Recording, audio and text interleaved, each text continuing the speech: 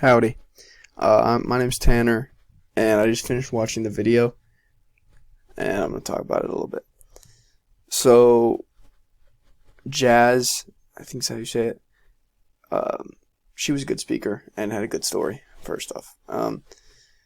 How does her message link and apply to learning about native writing? Well, just from the educational side of things, she was good at keeping the reader engaged, and how she switched her tonality and just the speech in general was switched up the vocab, switched up, and just made it entertaining, made it easy to listen to, and enjoyable to listen to. How were teachers an effective force in her life?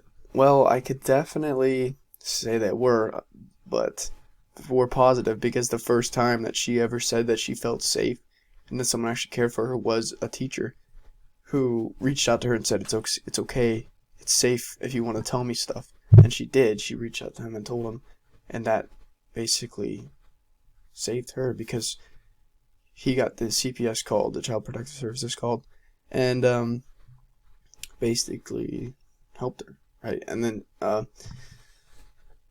and they were her ordinary people heroes. She had 4 of them, and they were all teachers. What is her takeaway from what she learned from teachers in her life? Well, definitely to be an encouragement and have people that will encourage you. So it's a two-way street. Make sure you're around the right crowd that's going to encourage you and push you to be what you want to be, and also do that to other people. And honestly, that's the same thing with what I learned that could apply to me. Is just being around the right crowd that is pushing me to be where I want to go, because who you hang out with is who you become. And I want to become good, right?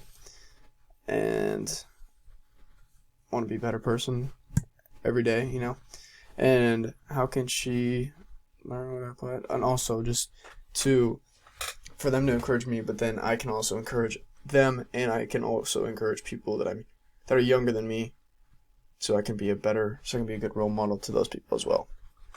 So yeah, that's kind of what I thought.